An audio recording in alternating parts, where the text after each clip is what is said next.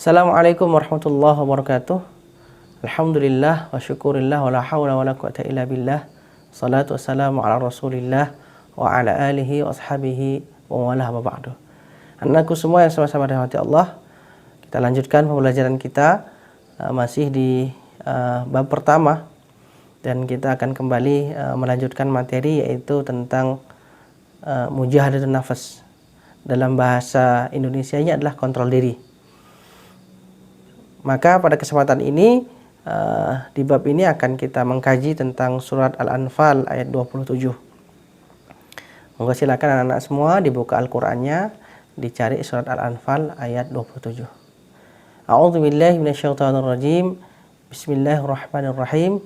Innal ladzina amanu wa hajaru wa jahadu bi amwalihim wa anfusihim fi sabilillah wal ladzina awaw wa nasaru ulaika ba'dhum awliya'u ba'd walladzina amanu wa lam yuhajiru ma lakum min walayatihim min syai' hatta yuhajiru wa in tansarukum fid din fa 'alaikumun nasru illa 'ala qaumin bainakum wa bainahum mitsaq wallahu bima ta'maluna basir.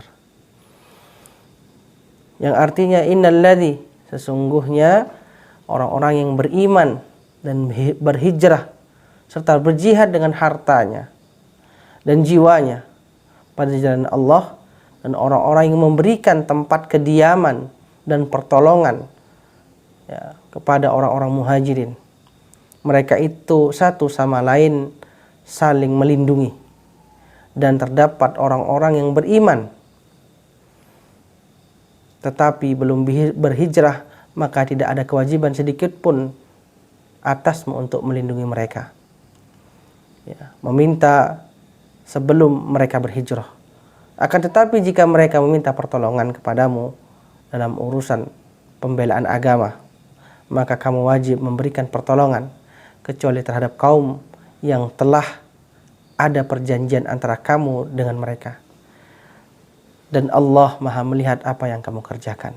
Al-Anfal ayat 72.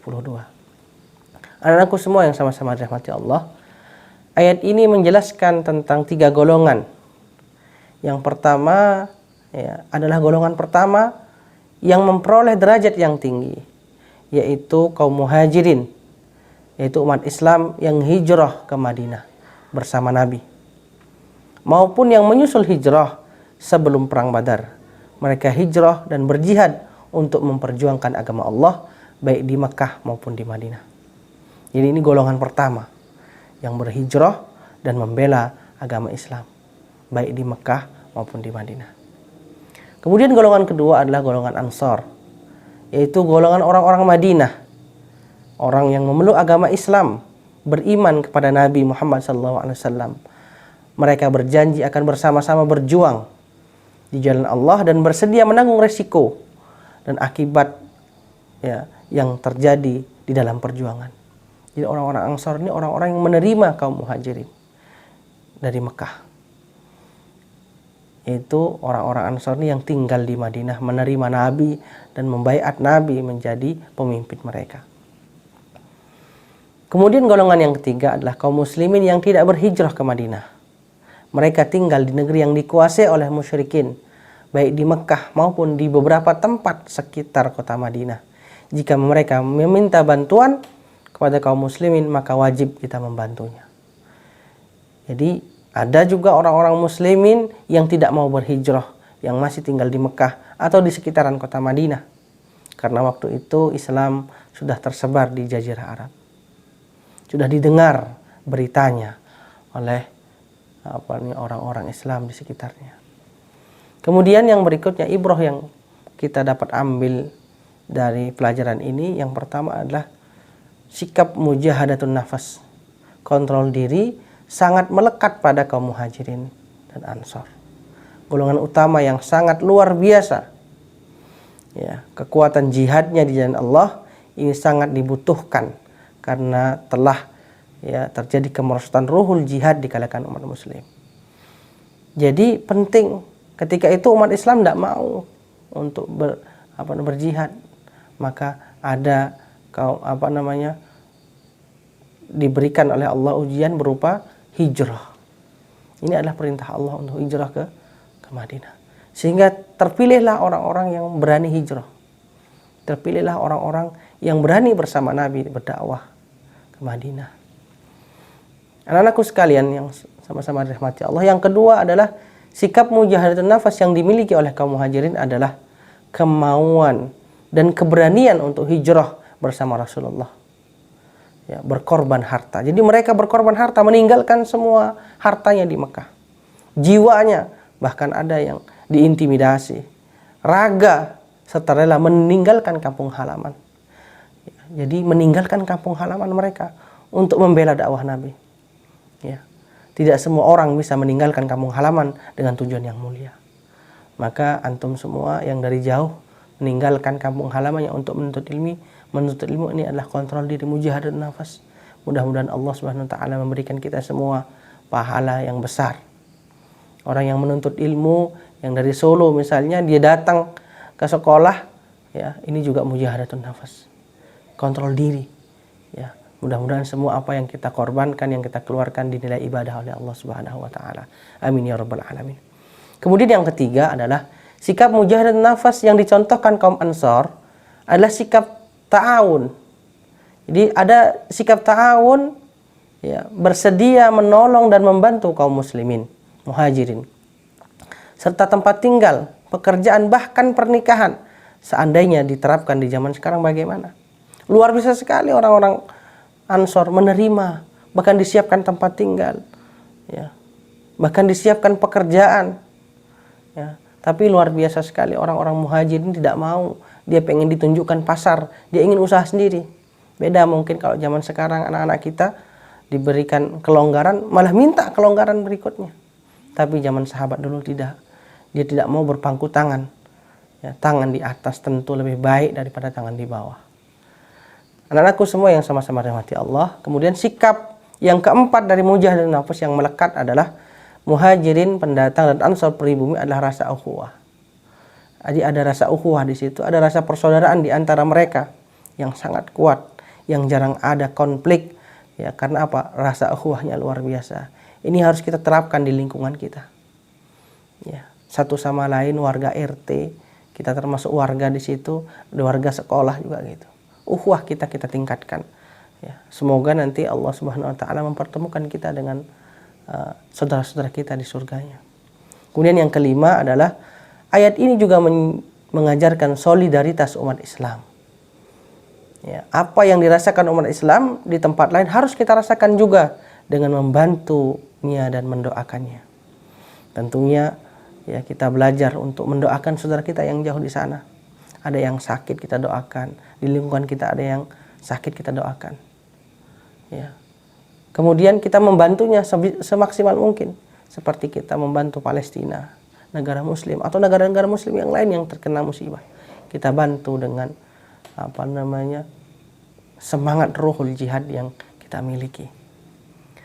Kemudian ya, dari surat Al-Anfal ayat 72 ini ya, kita harus memiliki sikap, ya, kesimpulannya ini. Yang pertama, mujahadatun nafas. Kontrol diri kita, ya, terhadap semua masalah. Yang kedua, berani menanggung resiko sebagaimana para sahabat hijrah dari Mekah ke Madinah, berani menanggung resiko. Yang ketiga, sikap empati dan simpati terhadap saudara muslim.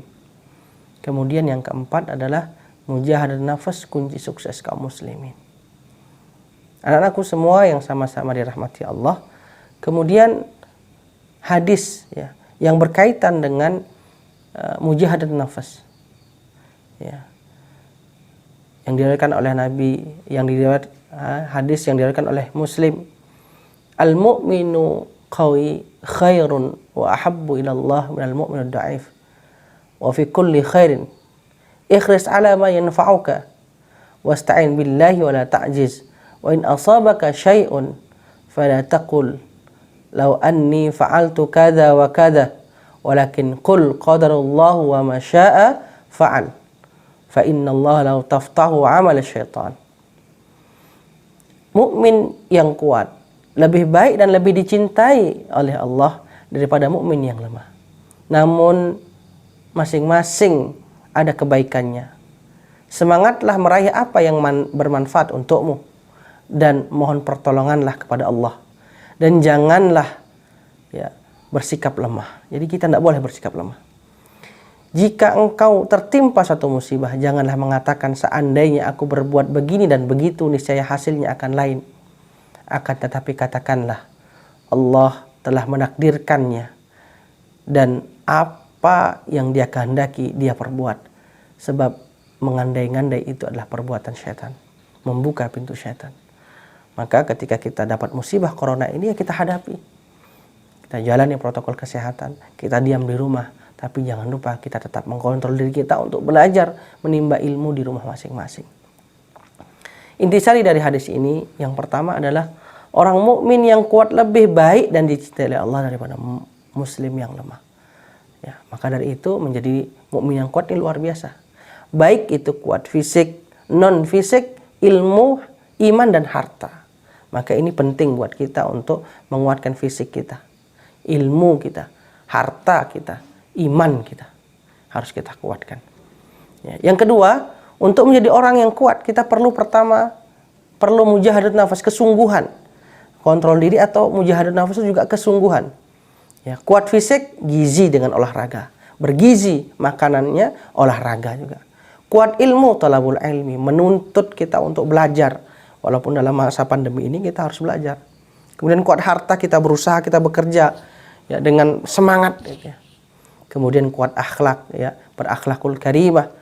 Kalau bahasa Jawanya itu mempunyai akhlak yang baik. Totok romo namanya. Mempunyai akhlak yang baik, baik kepada orang tua, sesama maupun di bawahnya. Ya. Kemudian yang ketiga, bersemangat atau mujahadatun nafas dalam melakukan hal yang bermanfaat bagi diri kita dan bermanfaat bagi orang lain. Nafi'un li ghairihi. Ya, bermanfaat untuk orang lain dan terutama juga bermanfaat untuk diri kita. Maka lakukanlah hal-hal yang bermanfaat. Anak-anakku semua di rumah. Yang keempat, dalam mujahadah jangan lupa memohon pertolongan kepada Allah. Nah, sempatkan di setiap sholat kita, ya, setelah selesai sholat memohon pertolongan kepada Allah. Ya, semoga urusan-urusan kita diselesaikan. Urusan dunia yang kecil ini diselesaikan. Urusan akhirat mudah-mudahan Allah juga selesaikan. Yang kelima, jangan suka berandai-andai. Semua yang terjadi atas qadarullah dan iradahnya. Jadi semua hal yang terjadi itu sudah atas kehendak Allah. Anak-anakku semua yang sama-sama dirahmati Allah, demikianlah Ustaz sampaikan di pembelajaran yang kedua ini. Mudah-mudahan kalian semua mendapat manfaatnya. Wabillahi taufiq hidayah wa ridha wal inayah wallahu musta'an. Ihdinas siratal mustaqim. Assalamualaikum warahmatullahi wabarakatuh.